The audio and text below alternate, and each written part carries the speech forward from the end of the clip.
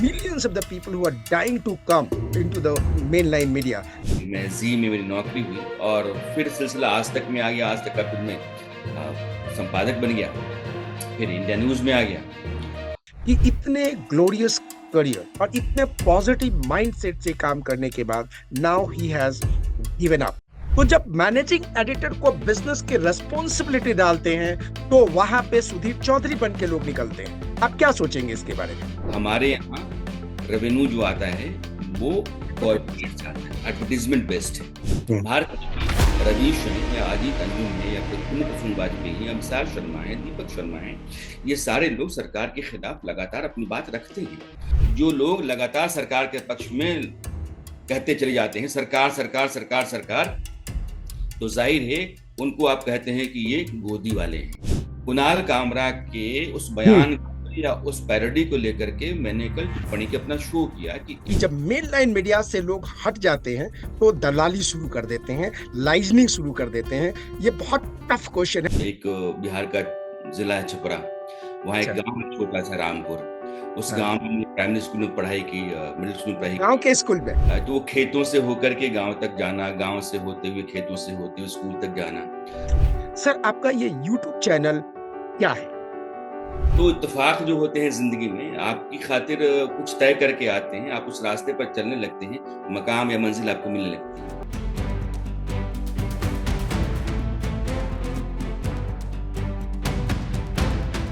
Hi everybody, नमस्कार। मेरे साथ हैं राणा यशवंत जी। ये न्यूज इंडिया के मैनेजिंग एडिटर एंड इसके अलावा अपने करियर में के मेन लाइन मीडिया के बड़े बड़े चैनल पे काम कर चुके हैं।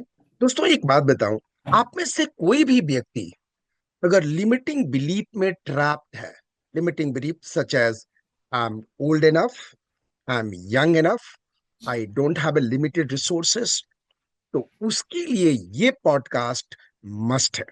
मस्ट बोले तो अनिवार्य है। दोस्तों एक और बात आपसे रिक्वेस्ट करना चाहता हूँ, चैनल को सब्सक्राइब जरूर करें, मेरा भी, यशवंत सर का भी। क्योंकि अगर चैनल सब्सक्राइब आप नहीं करेंगे तो बड़े बड़े गेस्ट को हम लोग अपने चैनल पे लाने में असमर्थ होंगे। We cannot bring the best guest which can influence your life in a bigger way. Sir, I welcome you to my podcast and I'm very hopeful that through your life, so many life will be enlightened. Sir एक पहला question मैं पूछता हूं जो media के बारे में है, एंड ये मुझे ऐसा लगता है डार्क रियलिटी है एंकर के बारे में। और चूंकि आप लोगों के साथ में रहता हूं, बैठता हूं, उठता हूं, कई बार ऐसा लगता है कि मीडिया के मोस्ट ऑफ द न्यूज ये कंस्ट्रक्टेड होते हैं, ये बनाए गए होते हैं, एंड एंकर को जबरदस्ती ये बोलना पड़ता है, कहना पड़ता है। ये कहाँ तक सच है? नहीं, ये सच नहीं है। अच्छा। दरअसल न्यूज इंडस्ट्री को लेकर के, चैनल्स को लेकर के हाँ। लोगों की अपनी एक राय रही है कि अगर ये राइट। एंकर आता है, और मेरी अपनी एक राय तय है कि आएगा तो ये फलां पार्टी या फलां नेता के बारे में अच्छी बात करेगा और फलां पार्टी नेता के खिलाफ बात करेगा। ओके। हाँ। चैनलों ने अपनी अपनी एक आइडेंटिटी बना ली है, ये एक रियलिटी है।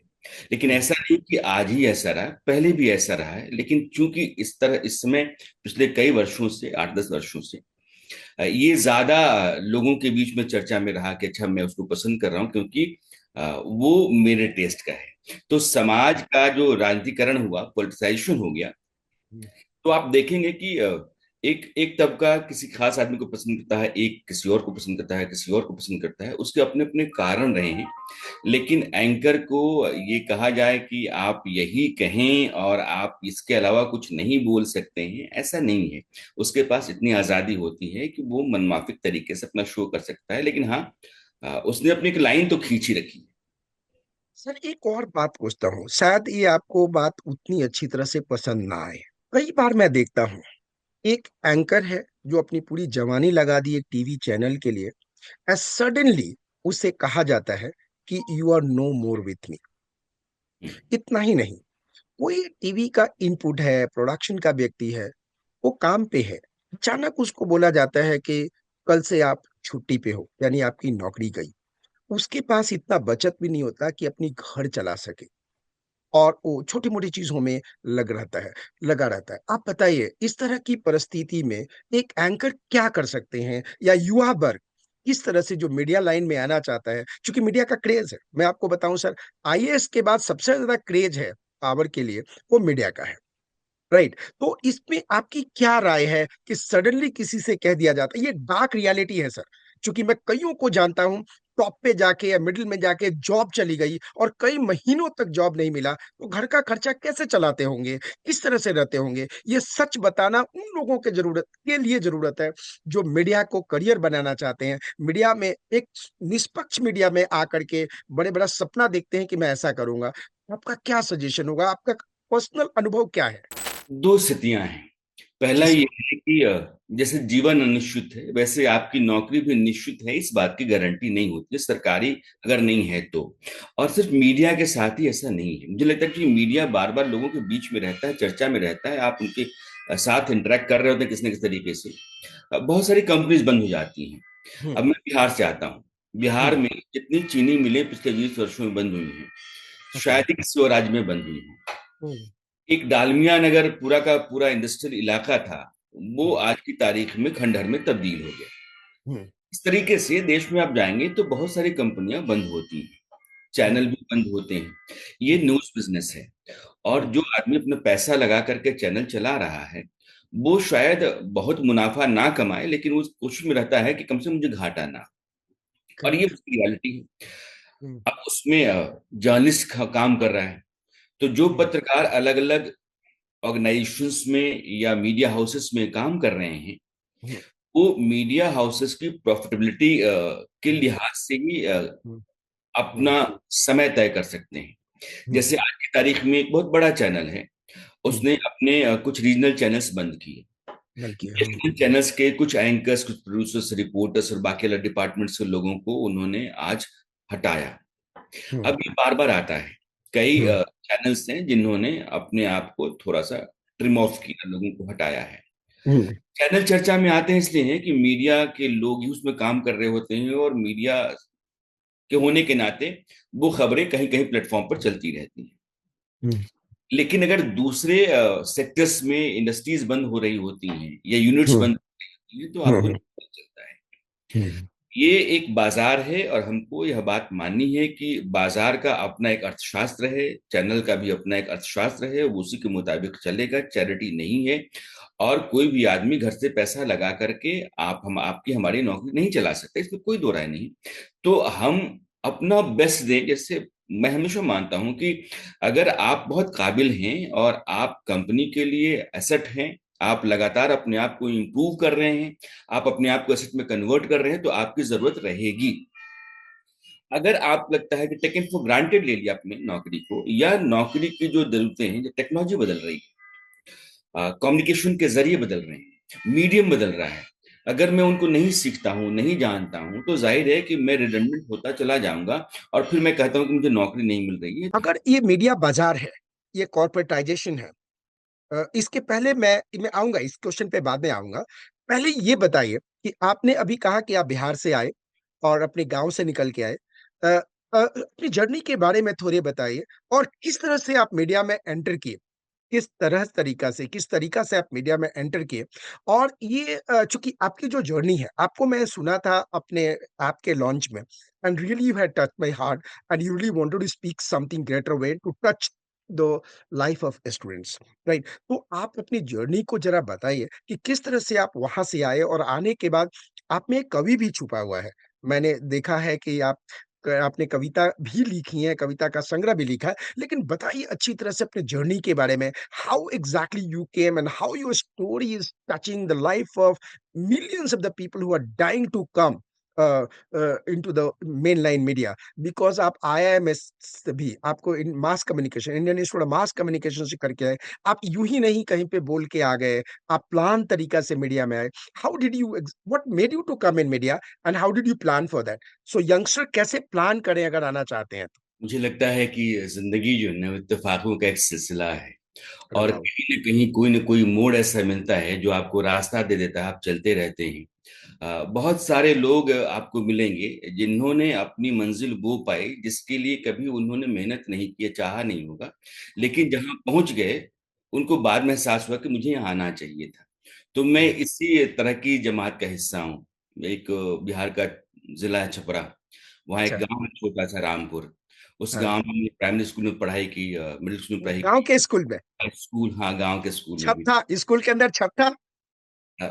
छत, एक स्कूल जो गांव के मंदिर का धर्मशाला हुआ करता था, ओह। धर्मशाला के भीतर ही हम लोग बोरा डाल करके नीचे ओह।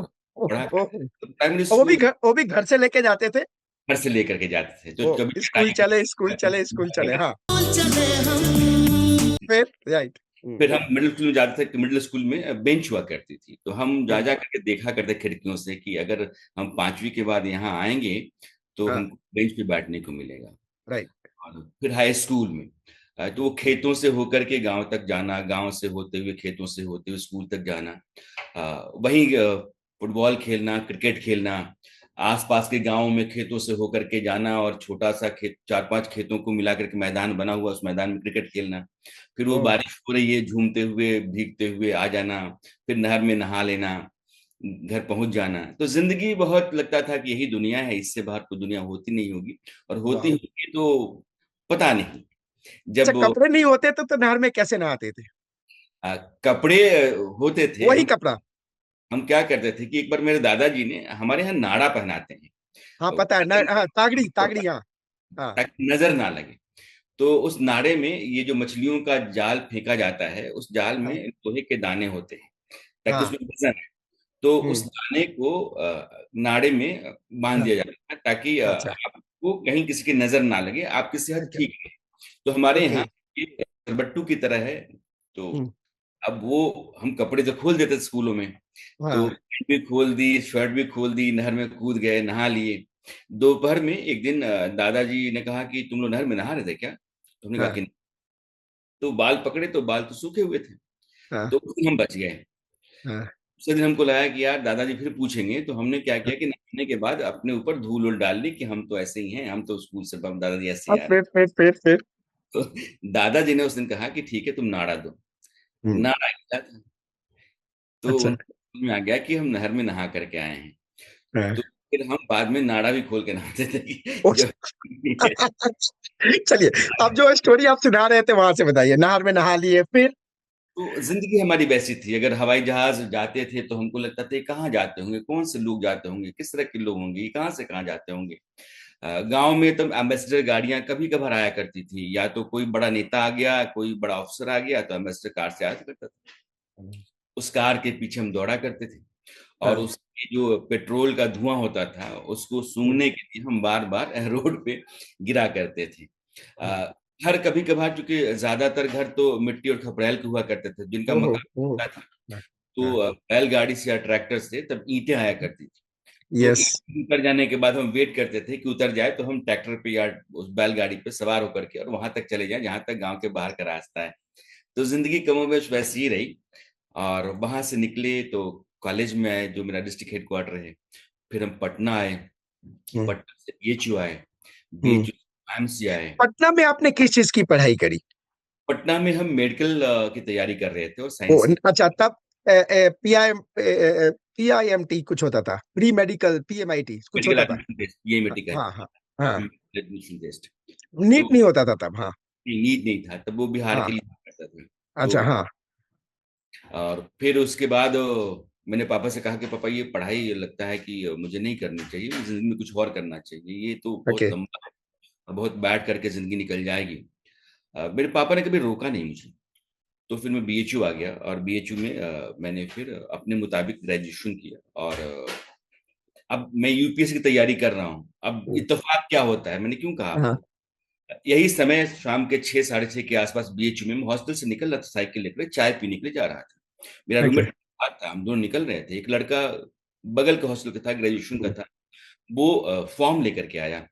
ओके। कहा एक फॉर्म भर दीजिए, मेरा तो हाँ। रिजल्ट नहीं आ रहा है और आपका आ गया है, तो आप फॉर्म भर दीजिए। मैंने, क्या है ये? तो ये आईएमसी का फॉर्म है। मैंने कहा अरे हाँ। यार, हमको नहीं भरना है, हमको पत्रकार बनना ही नहीं है, हमको ओ। नहीं भरना। हाँ।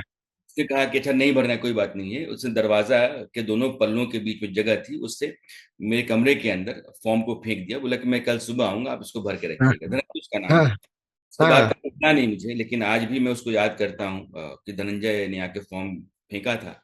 हाँ और सुबह आकर के मुझसे भरवा करके जा करके और खुद ही उसने पोस्ट ऑफिस में डाल दिया था। हाँ हाँ हाँ हाँ फिर मैंने एग्जाम दिया और मैं आईएमसी में आ गया। आईएमसी के हाँ बाद फिर मैं जी में मेरी नौकरी हुई, और फिर सिलसिला आज तक में आ गया। आज तक का फिर मैं संपादक बन गया।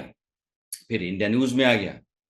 और मैं आपको कह रहा हूं ना कि इत्तेफाक है कि मैं आता चला गया, और जिंदगी ने मेरे पास गुंजाइश ऐसी नहीं छोड़ी कि मैं कुछ और करने के लिए फाइनेंशियली उतना लिबर्टी अपने पास रख सकूं। तो ओह जिंदगी ने इस तरह से मेरे दोनों तरफ अपने अपने किनारे डाल रखे थे कि उनके बीच मुझे चलना एंकर था। हाँ हाँ और मुझे अपनी पूरी ताकत लगानी थी कि मुझे आगे बढ़ना है, मुझे अपने पैसे की जरूरतों को मीट आउट करना है, मुझे मेरा नाम करना है। मैं जिस लायक हूँ, मैं अपने बारे में जो राय रखता हूँ, उस मकाम तक मुझे पहुंचना है। तो बहुत संघर्ष किया है, बहुत रातें जगा हूँ, बॉसेस की बहुत गालियां सुनी हैं। रात रात भर हमने लॉग शीट, पहले हम जब आते थे तो हाई बीटा टेप हुआ करते, हाई बैंड टेप हुआ करते थे। हाँ भाई हाँ हाँ हाँ हाँ उनकी लॉगिंग बहुत टॉर्चर्स हुआ करती थी, यानी कि शूट हो गया लेकिन आपको लिखना है कि किस टीसी पर क्या है। राइट बीटा टेप आ गए तो थोड़ी आसानी हो गई। उसके बाद धीरे धीरे वो चिप्स आने लगी। तो जिंदगी बहुत हद तक, अब तो टेलीविजन की दुनिया बहुत बदल गई है, लेकिन हम जिस रास्ते से आए हैं उस रास्ते में सिर्फ हमने वो किया है जो हमारे सामने आज की तारीख में करना जरूरी था। आज को हमने पूरी ताकत से जिया। आज मेरे सामने जो टास्क है, उस टास्क को मुझे पूरी ईमानदारी से और अपने अपने कॉम्पिटेंस के मुताबिक पूरा करना है। कल क्या होगा इसका हमने नहीं सोचा, और मुझे लगता है कि इसी आधार पे हम लगातार आगे बढ़ते रहेंगे। और मैं हमेशा पॉजिटिव आदमी हूँ। मैं कई बार सोचता हूँ कि अगर राजकुमार साहब को, अमिताभ या धर्मेंद्र साहब को रास आ गई होती फिल्म जंजीर कि हाँ मैं किरदार मुझे पसंद है, उन दोनों ने ना नहीं कही होती, तो अमिताभ बच्चन को प्रकाश मेरा कॉल नहीं जाता, और प्रकाश मेरा कॉल नहीं जाता तो जंजीर नहीं मिलती, और इलाहाबाद बोरिया बिस्तर समेट करके आ गए होते। अगर रफी साहब नहीं गए होते हज पर, तो किशोर दा को आराधना नहीं मिली होती, और किशोर दा इतने बड़े सिंगर नहीं हुए होते। तो इत्तेफाक जो होते हैं जिंदगी में, आपकी खातिर कुछ तय करके आते हैं, आप उस रास्ते पर चलने लगते हैं, मकाम या मंजिल आपको मिलने लगती है। राणा सर, एक सबसे बड़ी चीज है, आप कहते हैं कि प्रारब्ध जिंदगी में बहुत बड़ा खेल खेलता है, लिखा हुआ है, तभी कोई किस तभी आपको कोई काम मिलता है।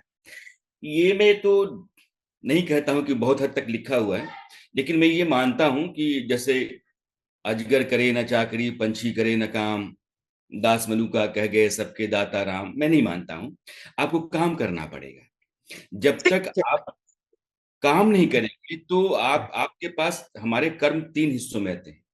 हम्म एक है जो हम कर रहे हैं, हम्म जिसको हम कहते हैं क्रियमान है। हम्म तो हमारा बचा हुआ है, हम्म जो संचित हम्म है। एक तो पिछले जन्म से आ रहा है, जो प्रारब्ध। प्रारब्ध है, हाँ। हम जब जन्म लेते हैं तो लोग कहते हैं कि पिछला हमारा है, प्रारब्ध है, हमारा चल रहा है, हम्म क्रियमान। लेकिन आप हम्म देखो तो ये कर्म है।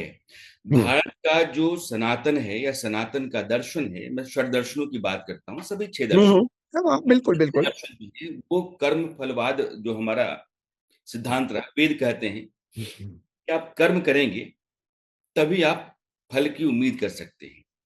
गीता ये कहती है कर्मण्येवाधिकारस्ते मा फलेषु कदाचन। हम्म आप काम करना, कर्म करना आपकी हम्म प्राथमिकता है, और आपका हम्म दायित्व है, ये आपका फर्ज हम्म है। हम्म आपको ये करना चाहिए।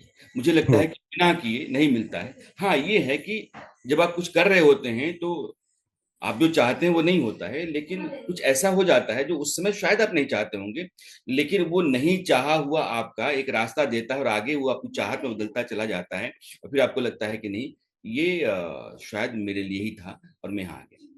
See, आपकी चूंकि जो कह रहे हो अनुभव है, सबसे बड़ी चीज जो आपके मुंह से जब बातें आ रही हैं तो it is an experience what you are sharing, so it's not like a baba dialogue, right?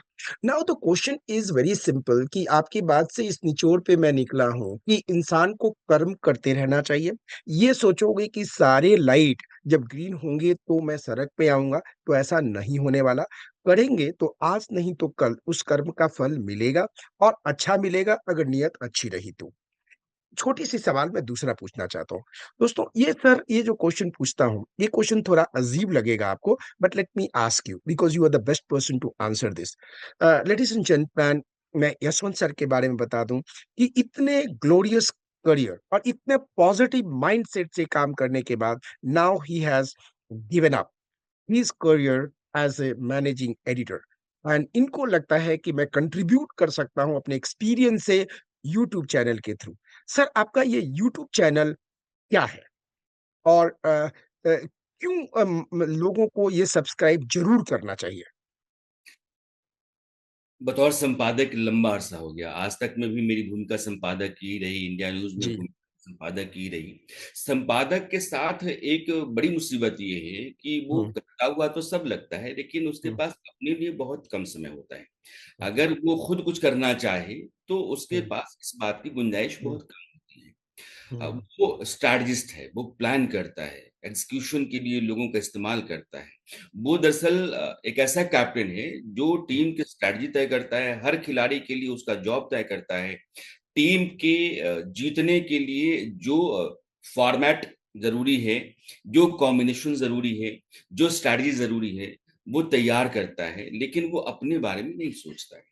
मुझे लगा कि मेरे साथ ऐसा नहीं है और मैं बहुत कुछ कर सकता हूं जो मुझे करना चाहिए।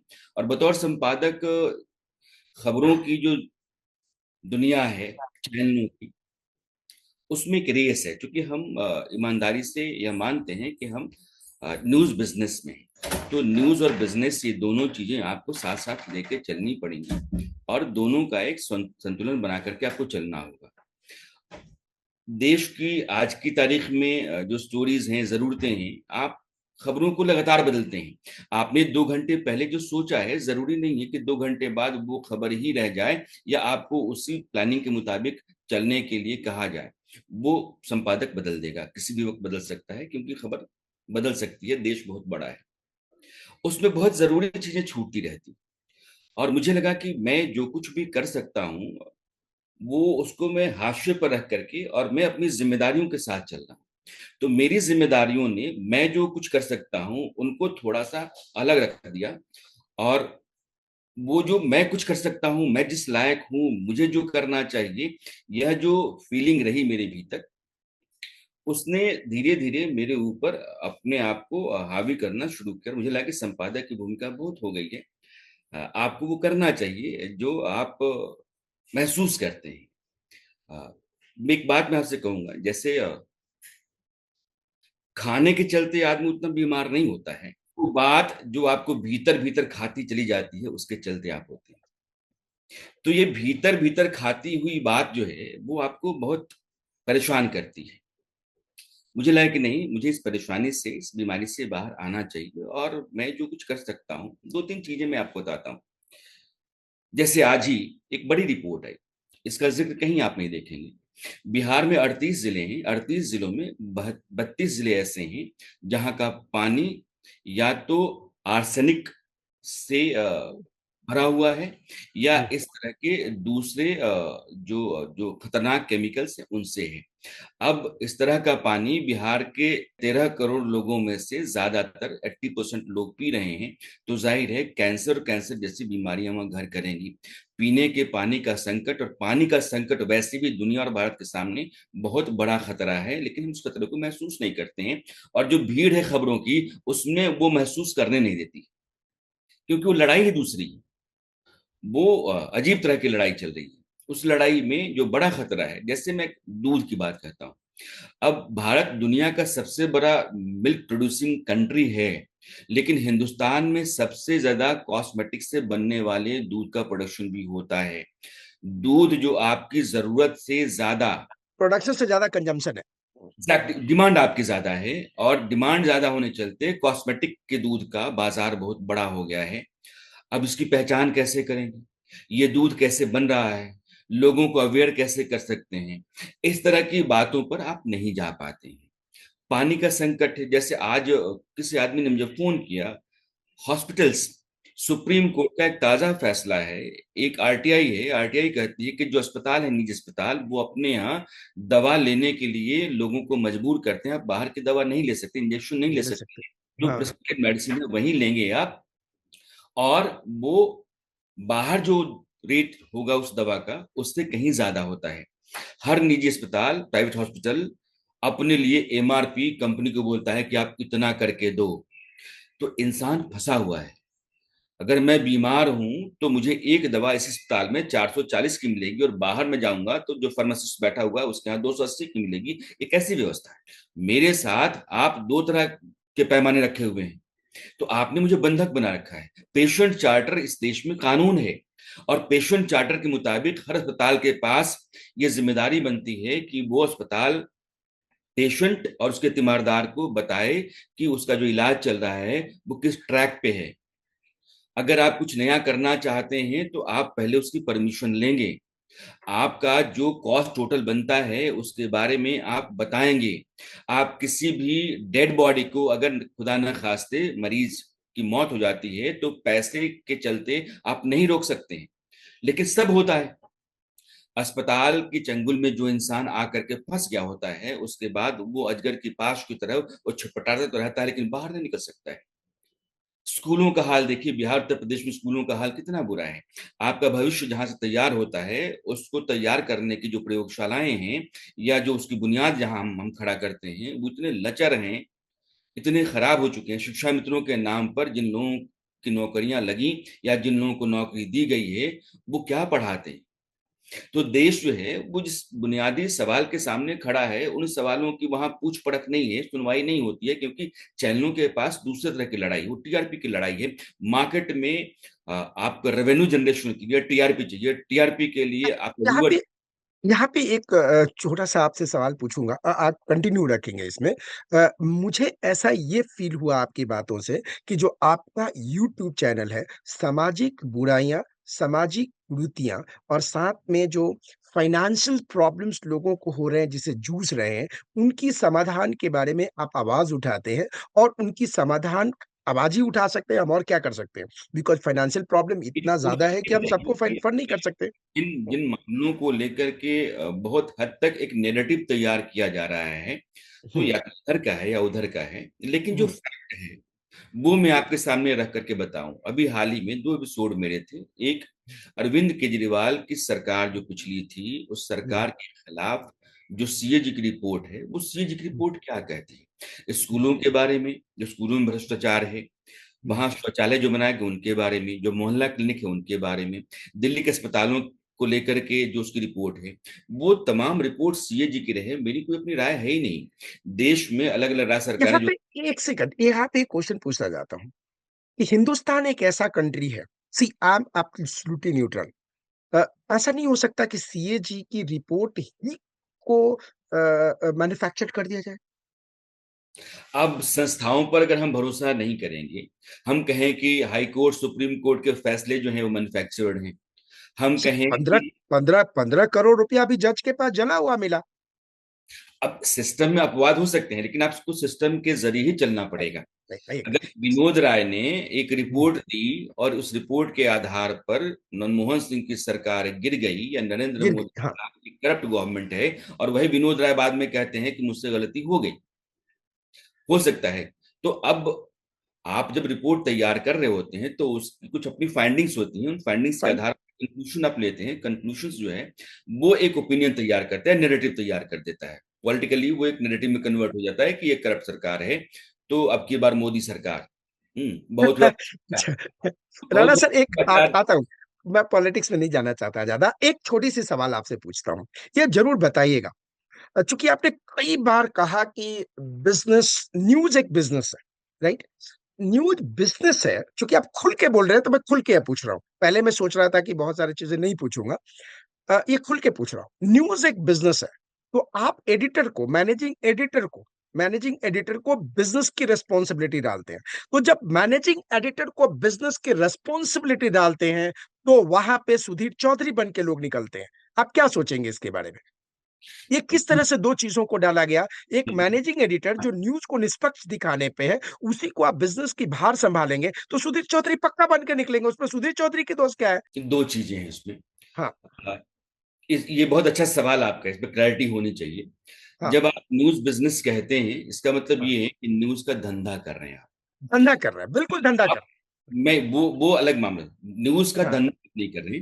आप न्यूज इंडस्ट्री में खबर को लेकर के अपनी साख इस तरीके से तैयार कर रहे हैं कि बिजनेस इंडस्ट्री जो है, जो कॉरपोरेट्स हैं, अब जी, कहाँ से पैसा आता है आप ये देखिए। हमारे हाँ। यहाँ जो रेवेन्यू है वो सब्सक्रिप्शन बेस्ड नहीं है, जैसे यूरोप में। सब्सक्रिप्शन बेस्ड नहीं है, हाँ।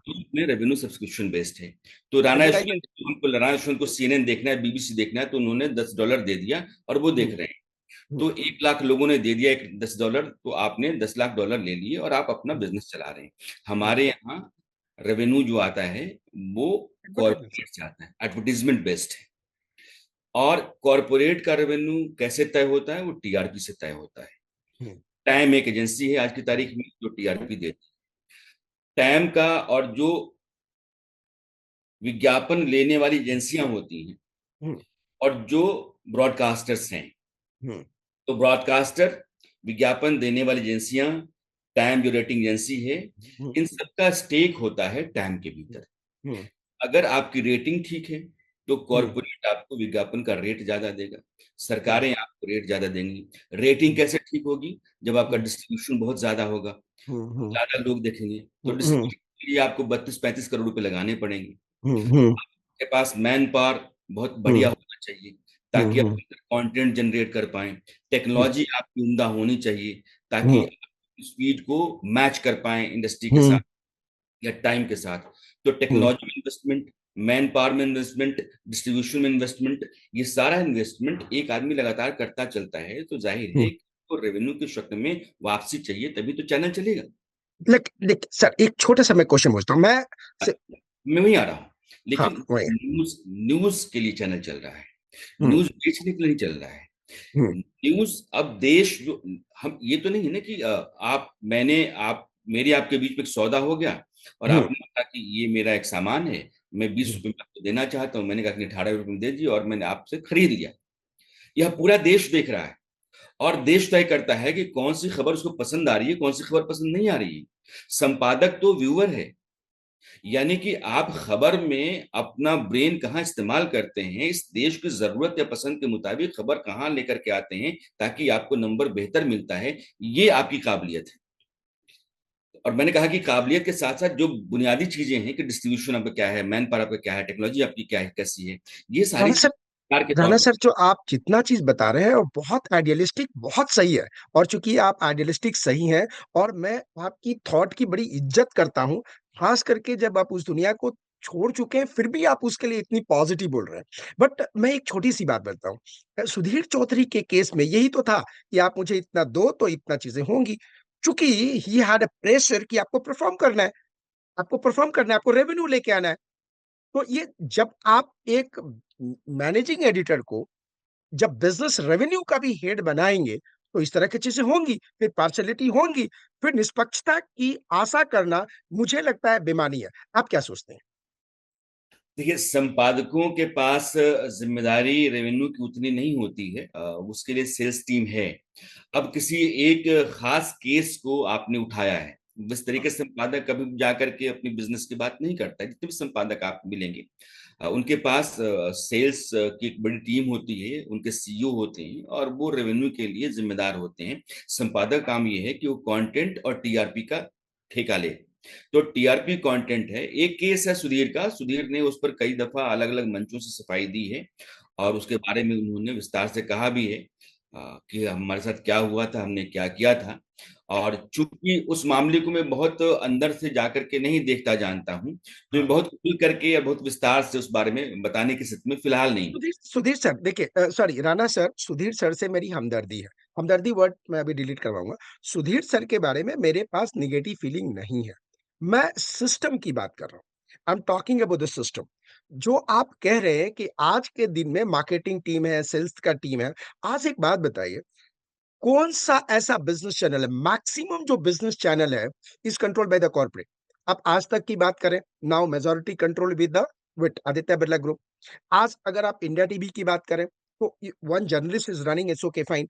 आप बाकी के जो चैनल आप उठा के देखें is controlled by the Reliance. तो आज के दिन में media is controlled by what? Corporate.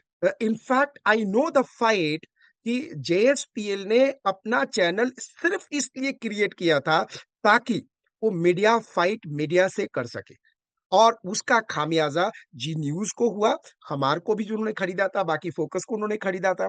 The fact is that कि जो सच्चाई ये है कि एक जर्नलिस्ट को जो निष्पक्ष होना चाहिए, वो जर्नलिस्ट या जो जर्नलिज्म की चीज है वो भी कहीं ना कहीं ट्रैप में फंस रहा है। और वो ट्रैप में फंस रहा है तो जस्टिस नहीं हो पा रही न्यूज से, तो पार्शलिटी होती है। आई एम नॉट सेइंग कि गवर्नमेंट के अगेंस्ट और गवर्नमेंट। आप एक मैं छोटी सी बात बताइए, छोटी सी बात बताइए, मैं छोटी सी बात बताता हूँ। एनडीटीवी है, ठीक है। यू मस्ट बी लोइक, क्या थे जो एनडीटीवी में थे, क्या था, रमीश रमीश सर ना, रवीश। क्या नाम, रवि सर थे। क्या हुआ जब वो अडानी के पास गया, जब वो दूसरे एक कंपनी के पास गया तो he resign, he had to resign. Now the question is that, अभी हम जो थोड़ी देर पहले हम बात कर रहे थे कि एक जर्नलिस्ट इम्पार्शियल होता है, या जो चीजें होती हैं, या फेवरेटिज्म नहीं होता, तो ये मुझे थोड़ा सा दिखने में लग नहीं रहा है। मैं आता हूँ, ठीक है। आपकी बात बताओ। अपने ऊपर बिल्कुल दुरुस्त है। मैंने पहले भी कहा कि ये न्यूज बिजनेस है, और न्यूज हाँ बिजनेस हाँ भी हाँ करता हूं। यानी कि जो आदमी अपना इन्वेस्टमेंट कर रहा है वो अब हाँ घाटे में नहीं चलाएगा, चैरिटी नहीं है। हाँ लेकिन कम से कम प्राइवेट चैनल, कुछ केसेस में आपकी बात से सहमत, कुछ केसेस में ऐसा होता है कि जब मैं न्यूज चैनल चला रहा हूं तो मुझे लगता है कि मेरे जो बाकी जो बिजनेस इंटरेस्ट हैं वो सर्व किए जाएं और मैं प्रोटेक्टेड महसूस करूं। ये कुछ केसेस में हो सकता है, हम्म इसमें कोई दुराय नहीं है। लेकिन कम से कम प्राइवेट चैनलों में आप देखेंगे वो सरकार के खिलाफ भी खड़ा होकर के बोलते हैं, या फिर जहां कहीं भी इनको लगता है कि नहीं ये पब्लिक के लिए बहुत जरूरी है बोलना, वहां बोलते हैं। जिन चैनलों ने सरकार के पक्ष में लगातार अपनी बात रखी, उन चैनलों ने किसान आंदोलन में किसानों के साथ खड़ा होकर के आवाज मिलाई। जहां पे पब्लिक इंटरेस्ट है वहां वो चैनल खड़ा होते हैं। लेकिन मुझे आप ये बताइए कि क्या मैं ये कह दूं कि सरकारी जो चैनल होगा या ब्रॉडकास्टर है वो देश के लिए मुनासिब है? कम से कम प्राइवेट ब्रॉडकास्टर के साथ ये गुंजाइश है कि वो सरकार के खिलाफ खड़ा होकर बोल सकता है। वहां जो पत्रकार जर्नलिस्ट हैं उनके पास इतनी कुव्वत आप पाएंगे। लेकिन जो सरकारी ब्रॉडकास्टर है, मैंने कभी नहीं महसूस किया कि सरकारी ब्रॉडकास्टर सरकार की लगाम से बाहर जाकर के अपनी बात कर सकें। दो चीजें, दुनिया में सबसे जो पढ़ा लिखा मुल्क माना जाता है अमेरिका, मैं वही लेके चलना था। अमेरिका में दो चैनल, एक फॉक्स न्यूज है, फॉक्स हाँ, न्यूज वही और वही मैं बोलने वाला था। हाँ हाँ। अब फॉक्स न्यूज और द वॉल स्ट्रीट जर्नल, इन हम्म, दोनों को माना जाता है कि ये रिपब्लिकन पार्टी के पिट्ठू हैं, या हाँ। रिपब्लिकन पार्टी के लिए लगातार अपनी अपना कैंपेन चलाते रहते हैं। सीएनएन और न्यूयॉर्क टाइम्स, हम्म, इन दोनों के बारे में लगातार ये राय रही है कि ये दोनों जो हैं ये लेफ्ट ओरिएंटेशन के हैं और डेमोक्रेट्स के साथ इनका हम्म, एसोसिएशन रहता हम्म, है। आप देखेंगे कि ट्रंप ने जितनी ज्यादा अपनी शिकायतें हैं वो सीएनएन की रिपोर्टिंग और न्यूयॉर्क हम्म, टाइम्स के खिलाफ ही अपनी बात रखी है। हम्म, कि बहुत सारे सर्वेज में आप जाएंगे तो आप पाएंगे कि जो लोग रिपब्लिकन टेस्ट के हैं, ओरिएंटेशन के हैं, उनके लिए अनबायस्ड है Fox News, the Wall Street Journal, क्योंकि वो उनकी बात कह रहा है, हम्म, उनकी बात पसंद उनको आ रही है, क्योंकि वो हम्म, राइट विंगर्स हैं। हम्म, राइट विंगर्स के लिए फॉक्स न्यूज पसंद आ रहा है। जैसे टकर कार्लसन, टकर हम्म, कार्लसन फॉक्स न्यूज के और अमेरिका के सबसे बड़े एंकर रहे। पिछले साल से उन्होंने फॉक्स छोड़ा है, लेकिन अपना सोशल मीडिया पर उनके अपने कंटेंट आते हैं और उसको भी पसंद करने वाले लोगों की बड़ी जमात है। अमेरिका के हम्म, मोस्ट पॉपुलर राइट विंगर, हम्म, ओरिएंटेशन हम्म, राइट। तो हम्म, बहुत संभव है कि एक पत्रकार जिसको लगता है कि आज की तारीख में देश को बेहतर हालत में रखने या बेहतर रास्ते पर ले जाने के लिए जो मौजूदा सांसद साधन संसाधन है उस लिहाज से फ्ला पार्टी सही है, उसको लगता है। तो हो सकता है कि वो अपनी राय रख रहा हो, या हो सकता है कि वो पत्रकार जिनको लगता है कि नहीं जो सत्ता में पार्टी है इससे बेहतर तो दूसरी पार्टियां हैं, उन पार्टियों के हक में वो अपनी बात रख रहा है। हम्म। भारत में भी रवीश हैं या अजीत अंजुम है या प्रफुल्ल प्रसून वाजपेयी हैं, अभिसार शर्मा है, दीपक शर्मा है, ये सारे लोग सरकार के खिलाफ लगातार अपनी बात रखते हैं। और एक सेकंड, एक सेकंड, आप फिर से बोलिएगा, जैसे यहाँ लेके आ रहा हूँ, बस बोलिएगा, आप कंटिन्यू रखिएगा, दिमाग में रखिए।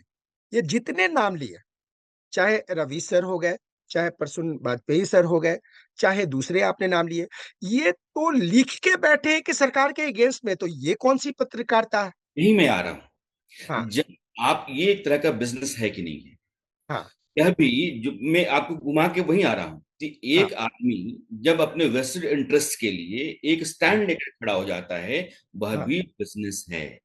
मैं हम्म, आपसे यही कह रहा हूँ कि वो जब भी आप बिजनेस है, 24 घंटे सरकार के खिलाफ ही डंडा लेके खड़े हैं, वो तो भी कुछ एक बिजनेस है, कर रहे हैं, वो भी आप भी बिजनेस डंडा है। लेकर के चल रहे हैं, लेकिन राइट। आप कहते हैं कि सरकार के खिलाफ मैं हूं तो मेरी हिम्मत की दाद है, पत्रकारिता का झंडा लेकर के मैं चल रहा हूं, लेकिन दरअसल सच्चाई ये नहीं है। नहीं है। सच्चाई है कि आप अपने धंधे को बनाए रखने के लिए, अपनी जेब को हर महीने मोटी करते रहने के लिए आप यहाँ खड़े हैं। यहाँ खड़े, लेकिन आपको वो कुछ भी भी एक धंधा है। हाँ, कुछ भी कहो आप निगेटिव बोलेंगे। अच्छा नहीं लगता है, हाँ, आपको सिर्फ खराब खराब ही अच्छा लगता है, तो हाँ, भी एक एजेंडे के साथ चल रहे हैं और आपको भी समझना आसान है। ठीक वैसे ही जो लोग लगातार सरकार के पक्ष में कहते चले जाते हैं सरकार सरकार सरकार सरकार, तो जाहिर है उनको आप कहते हैं कि ये गोदी वाले हैं। ये गोदी मीडिया है। हाँ, हाँ, तो जो सरकार के खिलाफ खिलाफ खिलाफ खिलाफ खिलाफ चल रहे हैं, वो वो भी भी तो कुछ है, हैं। वो भी आपको कुछ है। राहुल गांधी पसंद आते हैं, अखिलेश यादव पसंद आते हैं, राहुल गांधी की दावतों में आप जाते हैं, आप हाँ, जितने भी मोदी मीडिया विरोधी हैं या हाँ, मोदी विरोधी हैं, मिल हाँ, करके अपनी पार्टी करते हैं, आपस में हाँ, दावत करते हैं। हाँ, आप दावत शेयर करते हैं। हाँ, ठीक है, मैं हाँ, मैं तो यही कह रहा हूं ना कि ये दोनों चीजें होनी चाहिए। जिस तरीके से एक चैनल का प्रोमोटर अपने हाँ, चैनल को चलाने के लिए वो चाहता है कि उसका बिजनेस भी बना रहे, हाँ, आप अपनी एक इमेज बना करके खड़ा हो गए हैं और इस इमेज के साथ आपने अपना एजेंडा जोड़ दिया है। हाँ, आपकी इमेज एजेंडे के साथ चल रही है और ये दोनों मिलकर के आपको पैसा कमा के दे रहे हैं, आपको हाँ, व्यूज दे रहे हैं, और आपने अपने आप को झंडा पकड़ के कहा है कि हम तो बड़े हाँ, पत्रकार हो गए हैं और हमारी सुनी जानी चाहिए, हमारा नाम इतिहास में लिखा जाना चाहिए। क्यों लिखा जाना चाहिए? आपने हाँ, क्यों? ने क्या किया क्या? जो बेहतर वो है गोदी मीडिया है, तो आप वो गोदी मीडिया, तो आप भी तो कुछ है। ये अलग तरह से कई नाम हैं। अच्छा, तो सर एक बात बताइए, जो लोग सोशल मीडिया पे सुपर एक्टिव है सोशल मीडिया पे, वो न्यूज चैनल के डेड अगेंस्ट होते हैं, ऐसा क्यों? क्या होता है, आप जितने लोगों को देखेंगे या तो वो चैनलों से निकले हाँ, हैं, हाँ, निकाले हैं, या चैनलों में उनको जगह नहीं मिली है। हाँ, प्रिंट मीडिया भी अपनी जगह रखता है, उसकी अपनी अच्छा, ताकत है। हाँ, अब मैंने अपने करियर के 28 साल लगातार बिना छुट्टी अगर गंवाए हैं, वहां लगाए हैं, खपाए हैं, तो जाहिर कृपाएं। लेकर के मेरी अपनी एक इज्जत है, क्योंकि उसकी अपनी एक अहमियत है। आज अगर देश में बम ब्लास्ट हो जाता है, कोई दंगा हम्म, हो जाता है, कोई बड़ी हम्म, खबर हो जाती है, हम्म, इलेक्शन है, बजट है, आप सीधा टीवी पर जाते हैं। हाँ, आप बिल्कुल। क्लिक नहीं करेंगे मोबाइल पर कि यहाँ फलां आदमी ने क्या हम्म, लिखा है। हम्म, तो टीवी की अपनी ताकत है, उसकी अपनी जरूरतें हैं, आपको उसको पहचानना होगा। लेकिन टीवी जो है वो रद्द हो गया, अखबार तो टीवी के से रद्द नहीं हुआ। कहा गया कि टीवी आ गया है तो अखबार रद्द हो जाएगा। नहीं, नहीं, नहीं, नहीं, नहीं। आज की तारीख में उन्होंने क्या किया, अपनी शर्त बदल दी, हम्म, आप डिजिटलाइज हो गए। हम्म, लेकिन दौर के मुताबिक हमारी जरूरत क्या है? न्यूज। हम्म, और न्यूज के लिए कल अखबार आ रहे थे, अब मेरे हम्म, मोबाइल पर आपका हाँ, पोर्ट, मोबाइल पे आ गया, हाँ, हाँ, हाँ, हाँ। कई लोगों के ऐप आ गए हैं, तो आपने हम्म, एक से रास्ते से मुझ तक पहुंचने की कोशिश की और कामयाबी से आप हम्म, पहुंच गए हैं, लेकिन आप हम्म, कंटेंट लेकर के आ रहे हैं, न्यूज लेकर के आ रहे हैं। हम्म, अब ये है कि न्यूज क्या, एक व्हाट्सएप इंसिटी है, यह हम्म, भी अपने आप में है। एजेंडाधारी भी व्हाट्सएप इंसिटी से कम खतरनाक नहीं है। आप हाँ, हाँ, अपना, बिल्कुल, बिल्कुल। जैसे हम्म, मैंने कल क्या कहा, कुणाल कामरा के उस हम्म, बयान को या उस पैरोडी को लेकर के मैंने कल टिप्पणी के अपना शो किया कि एक हम्म, आदमी हम्म, आज की तारीख में वो उप मुख्यमंत्री है, एक हम्म, पार्टी के भीतर रहते हुए पार्टी के सांसदों की कुल संख्या का 80%, विधायकों की कुल संख्या का 80%, और संगठन के भीतर जितने भी लोग अलग पदाधिकारी थे उनका हम्म, 80% लेकर के चल रहा है, तो वो गलत है, वो गद्दार है। लोकतंत्र में लोकतांत्रिक तरीके से चुने गए लोगों को एक साथ लेकर के उनकी अगुवाई करना और एक परिवार विशेष के खिलाफ खड़ा होना क्या क्या ये गलत? गद्दारी है? क्या नहीं है। उद्धव ठाकरे, अखिलेश यादव, तेजस्वी यादव, इनके पास रहना, इनके खूंटे से बन के रहना, इनके दरवाजे पर जो थाली रखी हुई है उस थाली में रूखी सूखी जो भी फेंकी गई है चाट ना। करके, और लगातार वहां टहल करते रहना, ये उनकी वफादारी है। बिक्री करते रहना, क्या ये सही है? तो मैंने कहा कि सामंती मानसिकता को ये पोसने वाला, पालने वाला बयान है या पैरोडी है, ये दिमाग जो है वो सही तरीके से नहीं लगाया गया है, और ये गलत है। सर, अब आ गए आप, हजारों लोग आ गए कि आप तो वही निकल गए, आप तो मोदी वाले निकल गए, आप तो गोदी वाले निकल गए। कम से कम अपना दिमाग तो लगाइए आप। कोई भी आदमी जो कुछ भी कह रहा है सब कुछ गलत नहीं हो सकता, लेकिन अगर कहीं गलत है तो आपको वहां खड़ा होकर के बताना चाहिए कि ये गलत है। उद्धव ठाकरे हूं, अखिलेश यादव हूं, या फिर उमर अब्दुल्ला हूं, या स्टालिन हूं, या तेजस्वी यादव हूं, या अभिषेक बनर्जी हूं, इन सब लोगों के खूंटे से बंधे लोग अगर जीवन भर अपना चाकरी करते हुए खपा दें तो वो सही है। अगर वहां बहुमत को लेकर के और उनके एजेंडा के खिलाफ खड़ा हो तो गलत है। ये कैसे हो सकता है? राणा सर, एक छोटा सा क्वेश्चन पूछता हूँ। आपने बिल्कुल यही कहा होगा जो मैं बोल रहा हूँ, वो बोलिएगा, आप बोलिएगा, उसको दिमाग में रखिएगा। एक छोटी सी बात बताइए, क्या आपको नहीं लगता कि अगर इस तरह से चीजें हों कि अपना उद्देश्य देख के बोलना है, तो लोगों का विश्वास जर्नलिज्म और जर्नलिस्ट दोनों में उठ जाएगा? उठा हुआ है। ये क्या बात है, उठा हुआ? आप देखेंगे कि कुछ लोगों के कंटेंट का वेट किया जाता है और आते घंटों में मिलियन चले जाते हैं। हाँ, उनकी मजबूरी ये है कि जो कुछ भी बोलते रहे हैं और हाँ, जो कुछ भी वो कहते रहे हैं, जिस लाइन हाँ, पे, उस लाइन से रत्ती भर भी हटेंगे तो उनको नुकसान हो जाएगा। ओके। नुकसान का खामियाजा उठा नहीं सकते हैं, इसलिए वो लाइन पे चल रहे हैं। वो भी कोल्हू के बैल हो चुके हैं। ओ, अगर आप कहते हैं कि वो गोदी मीडिया वाले लोग हैं, अपनी नौकरी बचाने के लिए लगातार हम्म, सरकार की तारीफ में बैठे हुए हैं, तो हम्म। आप भी एक मीडिया हैं, चाहे आप वो लिब्रांडो हाँ, कहे बोलिए, बोलिए, या बोलिए, खान बोलिए, कोई दिक्कत नहीं है, हाँ। बेबाक बोलिए, कोई दिक्कत नहीं, आप बंदे मार्केट। नहीं हुए किसी चैनल से, आप हाँ बोलिए। बहुत बहुत मतलब बारीकी से देखा और सोचा जाना चाहिए कि यह जो लोग कहते हैं कि हमने तो पत्रकारिता की बड़ी जिम्मेदारी उठाई है, हमने तो हौसले का झंडा खड़ा करके रखा हुआ है, लोगों के हक में सरकार के खिलाफ हमने एजेंडा चला रखा है। दरअसल ऐसा है नहीं। आप अपनी जेब मोटी करने के लिए हर महीने अपना रेवेन्यू बढ़ाने बढ़ाने के लिए एक एजेंडा लेकर के आपने चलना शुरू किया है, और आप उस लाइन से रत्ती पर हट नहीं सकते हैं। हट के दिखा दीजिए, एक दिन सर, भी करके दिखाइए ना कि सर, ये तो एक क्वेश्चन अच्छा मैं है। पूछता एक क्वेश्चन मैं पूछता हूँ, ये बताइएगा, क्योंकि आप अंदर के व्यक्ति हैं, आप जानते होंगे। बहुत लोग कहते हैं कि जब मेन लाइन मीडिया से लोग हट जाते हैं तो दलाली शुरू कर देते हैं, लाइजनिंग शुरू कर देते हैं। ये बहुत टफ क्वेश्चन है, मुझे पता है इस एपिसोड पे लोग बहुत गालियां देंगे, और खास करके कुछ जर्नलिस्ट लोग मेरे पीछे भी पड़ेंगे। बट ये दलाली का राज क्या है? ये फाइनेंशियल दलाली भी करते हैं, कॉर्पोरेट दलाली भी करते हैं, लोगों से मिलवाते भी हैं, एंड अभी तो मोदी राज में ये पॉलिटिकल दलाली बंद हो गया, वरना मैंने तो ये भी सुना है कि मिनिस्ट्री भी जर्नलिस्ट बताते थे कि किसको कौन सा मिनिस्ट्री मिलेगा। तो इस दलाली के रूप में आपका क्या कहना है? पत्रकार का संबंध सत्ता और राजनेता से होता है। अगर वहां तो संबंध काट लेगा तो पत्रकार नहीं रहेगा, वो खत्म हो जाएगा। इसलिए हम्म, आप पत्रकारों के जरिए सत्ता के भीतर की बहुत सारी बातें आप जानते हैं। जी, वहां जो कुछ भी चल रहा होता है, उठापटक जी, जी, भी समझते हैं आप। जो चीजें हो सकती हैं, एक दूसरे के खिलाफ जो साजिशें वहां चलती हैं, या एक दूसरे के साथ मिल करके सामने वाले को रास्ते से हटाने के लिए जो रणनीति बनाई जाती है, सब कुछ आप जानते रहते हैं। जानना आपका फर्ज है। तो नेता और पत्रकार के बीच में एक संबंध तो है। हम्म, उस संबंध का बाजारीकरण या व्यवसायीकरण कैसे होता है, ये इंसान इंसान पर निर्भर करता है। जो आदमी चैनल में है, अखबार में है, किसी डिजिटल मीडियम में है, वो दलाली नहीं करेगा और निकल करके वो दलाल बन जाएगा, ऐसा नहीं है। अच्छा, अच्छा, राके भी हो सकता है। सांप है तो जहर उसकी फितरत है, ओ, बिच्छू है तो डंक मारना फितरत है, इंसान की फितरत पे है। कोई हम्म, भी आदमी, अगर आपने कह दिया कि दलाल है, तो हम्म, दलाल वो अंदर रहने और बाहर निकलने से बदल नहीं जाता है।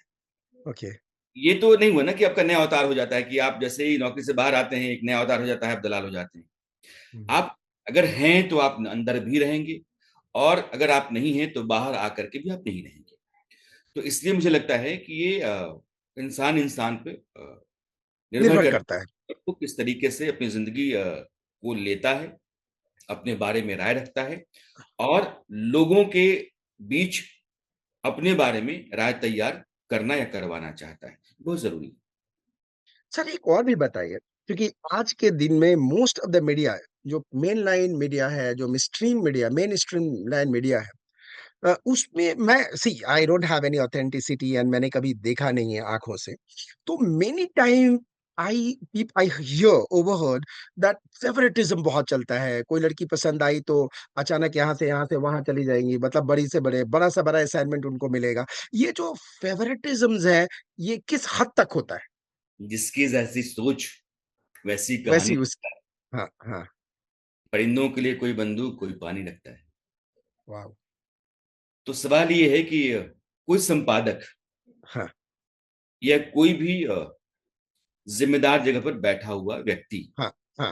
आउटपुट हेड है, असाइनमेंट हेड है, ग्राफिक्स हेड है, वीडियो एडिटिंग डिपार्टमेंट का हेड है, सेल्स मार्केटिंग डिस्ट्रीब्यूशन एचआर, सब जगह होता है। हम्म, लेकिन आपके ऊपर एक जिम्मेदारी होती है कि आप परफॉर्म बेहतर करें। और आप अकेले नहीं कर सकते हैं, चैनल टीम में वर्क। टीम वर्क है। टीम वर्क है, और टीम वर्क टीम के भीतर आप उन्हीं लोगों को तरजीह देंगे, उन्हीं लोगों को तवज्जो देंगे जिनके जरिए आपके काम के पूरा होने की गारंटी है। यानी कि गारंटी जो है। कॉम्पिटेंट आपकी नजर में हैं।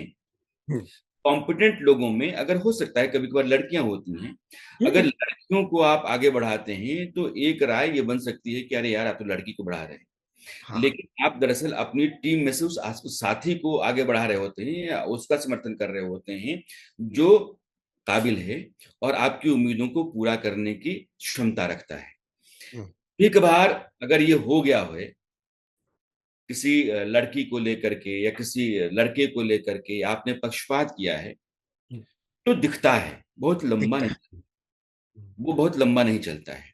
ये हम्म, इतना कट थ्रोट कंपटीशन है कि इसमें आप किसी भी गधे को या फिर घोड़ा काबिल आदमी को बहुत लंबे समय तक ढो करके नहीं चल सकते। नहीं चल सकता। आपके ऊपर इतना दबाव है, आपकी अपनी डिलीवरी टाइम टू टाइम इस तरह से टेस्ट होती है कि आप घोड़ों के साथ ही चलना पसंद करोगे।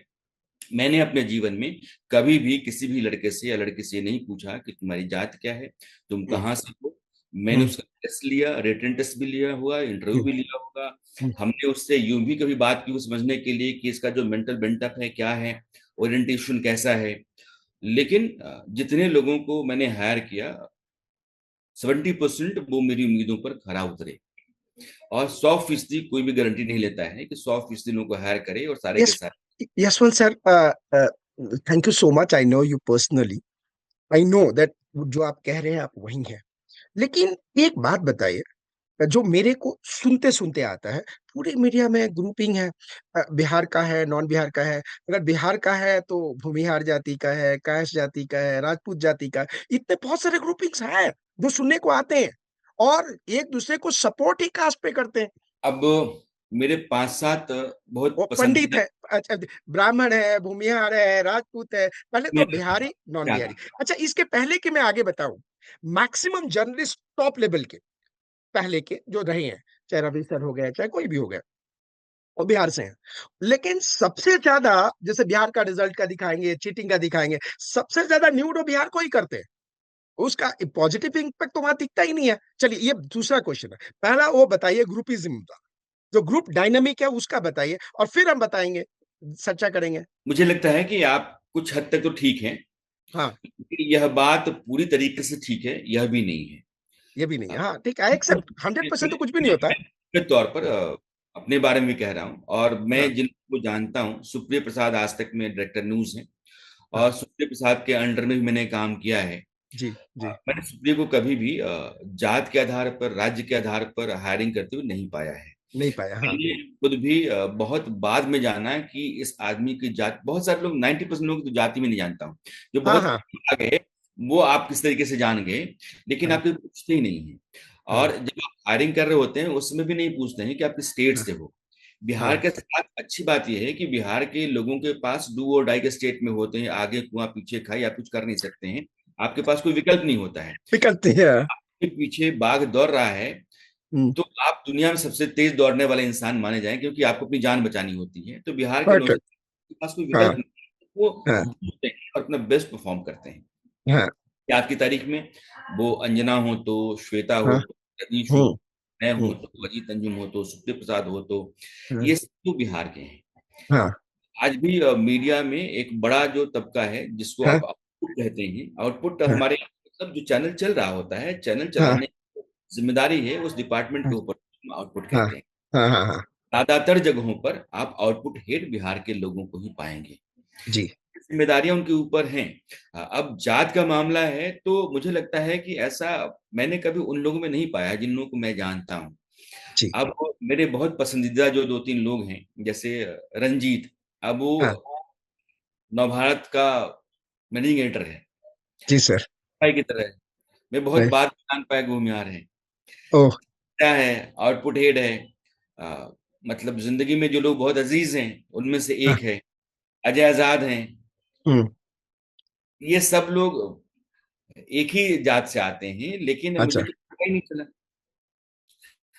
बाद में जब बहुत करीब आते हैं तो आप जानते हैं। लेकिन ऐसा हायरिंग इस समय होता नहीं है, और चूंकि बिहारियों का दबदबा है तो लगता है हाँ, कि बिहारी ग्रुपिज्म है।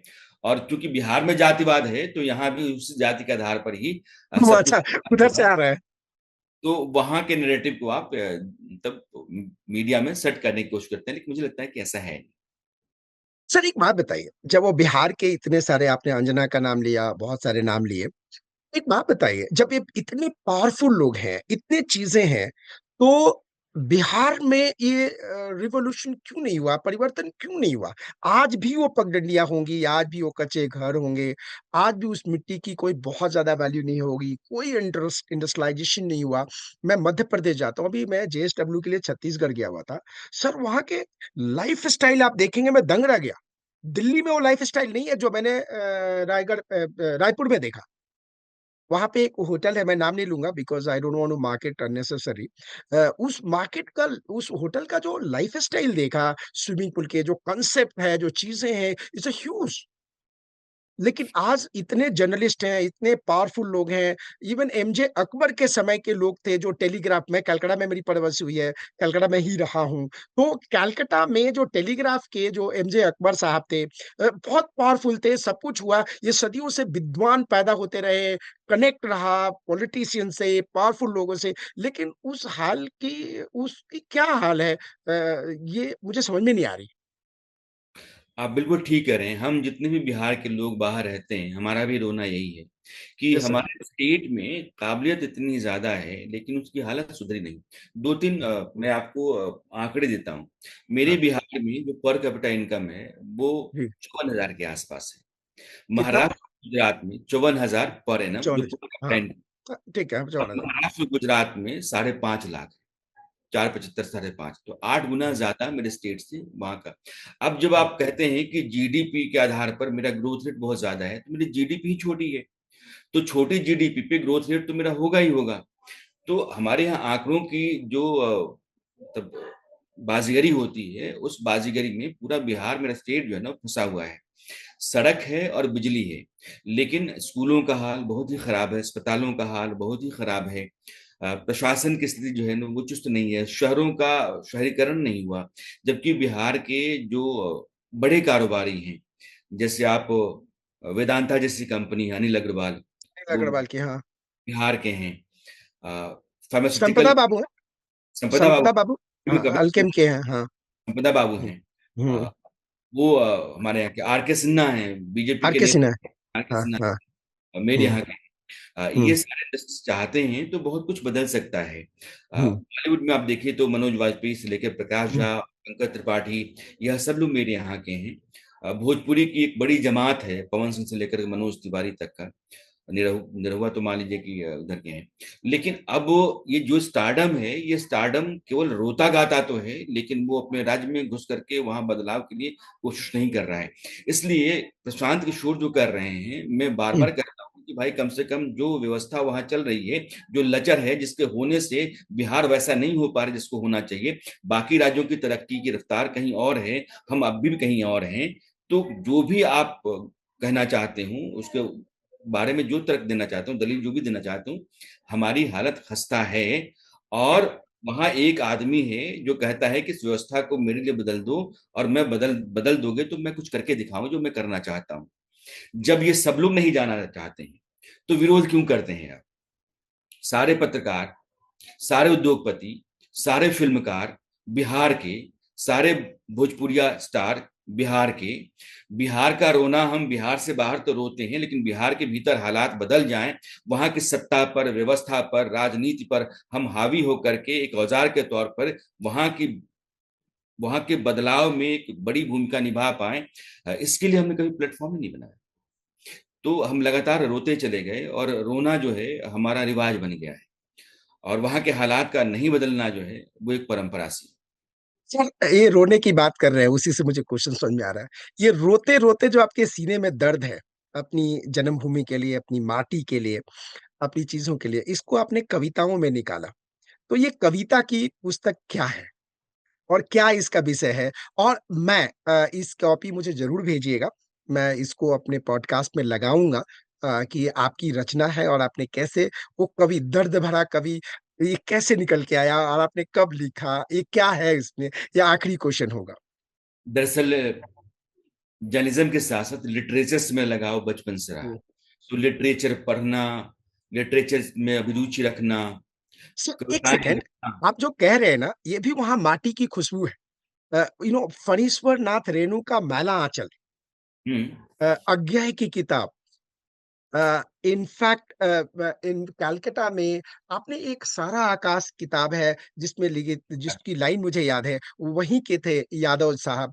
जो उन्होंने किताब, उनकी लाइन याद है, सेनानी करो प्रयास अब है, भावी इतिहास तुम्हारा है, भावी इतिहास तुम्हारा है, ये नखत अम्मा के बुझते हैं, सारा आकाश तुम्हारा है। तो लिटरेचर तो ब्लड में है। अब बताइए सर। आकाश राजेंद्र जी का है, वो तो खैर उत्तर प्रदेश के थे, लेकिन मेरे यहाँ आप देखिए। अच्छा, उत्तर प्रदेश के थे वो? हाँ, दिनकर, राजेंद्र यादव, हाँ। दिनकर, रेणु, हाँ, नागार्जुन, हाँ। शिवपूजन सहाय, आज हम्म। भी अरुण कंवल जैसा बड़ा कवि, हम्म। इस दौर में जितने भी मायनेदार कवि हैं, उन कवियों हाँ। के बीच में अरुण कमल की अपनी जगह है। तो हम्म। बिहार में साहित्य की बहुत लंबी परंपरा रही। हम, अच्छा। बार बार मैं कहता हूं कि कल में जाकर के मैं अपने आज को टटोलूं या समझूं, तो इसका मतलब कि मेरा आज जो है ना खोखला है। मैं बार हाँ। बार कहूं कि चंद्रगुप्त मौर्य, सम्राट अशोक और विष्णुगुप्त, तो चाणक्य, या आर्यभट्ट, या पाणिनि, या वात्स्यायन। तो जैसे मैंने कहा कि दिनकर, रेणु, नागार्जुन, शिवपूजन सहाय, ये हमारी विरासत है। हम आज जो हैं वो वह बिहार नहीं है जो बिहार हो जाना चाहिए, अपने साधन, संसाधन, क्षमता, प्रतिभा के बूते या उसके नाते। तो यह जो तकलीफ है वो रहती है। साहित्य मेरे भीतर ऐसे ही चलता रहा, और मेरी कविताओं का संग्रह है अंधेरी गली का चांद, और इसका वाह। विमोचन जो है केदारनाथ सिंह, जो हिंदी के बहुत बड़े कवि रहे, ज्ञानपीठ पुरस्कार। अंधेरी गली का चांद। वाह। तो सुपर। केदारनाथ सिंह आगे। जी उसका विमोचन किया था, और उस विमोचन पर अरुण कमल थे, दिनेश कुशवाहा थे, खुद केदारनाथ सिंह जी थे, हिंदी के मंगलेश डबराल थे। तो हिंदी के जो मूर्धन्य कवि हैं वो सब उस समय थे। मंगलेश जी तो आज की तारीख में नहीं है, लेकिन मेरी एक कविता है, मैं आपको सुना हाँ, ही देना। ये बोलने ही वाला था। तो जो आपकी कविता है, जो कविता की पुस्तक है, उसमें से कोई ऐसी कविता है जो आपको याद हो, जो लोगों की प्रेरणा के स्रोत बने? एक बार मैं सुनना चाहूंगा। अ, मेरे संग्रह की कविता है किनारे। किनारे मतलब दायरे। दायरे, हाँ। किनारे यह तय करते हैं कि संस्कृति को, परंपरा को, परिवार को, समाज को, देश को आगे बढ़ना है, या फिर उनको तोड़ने के बाद उनका विनाश होना है। तो यह जो संयम है, यह जो संतुलन है, यह जो मर्यादा है, वो किनारे है। पानी और जमीन से मुंहजोड़ चलते रहते हैं किनारे। पानी और जमीन से मुंहजोड़ चलते रहते हैं किनारे। कभी पानी धकेल जाता है आगे, कभी जमीन खींच ले जाती है आगे, कभी पानी पीछे धकेल जाता है। अपने मन के कभी नहीं रहते, अपने मन के कभी नहीं रहते, लेकिन नदी भर मन थामे रहते हैं किनारे। सुपर, क्या मीनिंग है! चलते रहना चाहिए, सतत चलते रहना चाहिए, और कुछ नहीं है। सो आज के इस पॉडकास्ट में मैं राणा यशवंत सर से ये देखा और ये समझा, और इस पॉडकास्ट का निचोड़ ये है कि ज्यादा कंप्लेन नहीं, ज्यादा गिल्ट नहीं, ज्यादा रिग्रेट नहीं।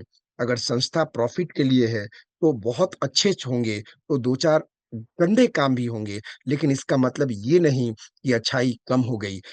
बस गंदगी ज्यादा दिखती है, गंदगी ज्यादा चिल्लाती है, तो आम धारणा बन जाती है कि गंदगी है। और कितनी अच्छी तरह से इन्होंने कहा कि आज भी जर्नलिज्म पूजनीय है, आज भी जर्नलिस्ट अपना काम करते हैं। कुछ लोग बात जरूर मैं हो सकते।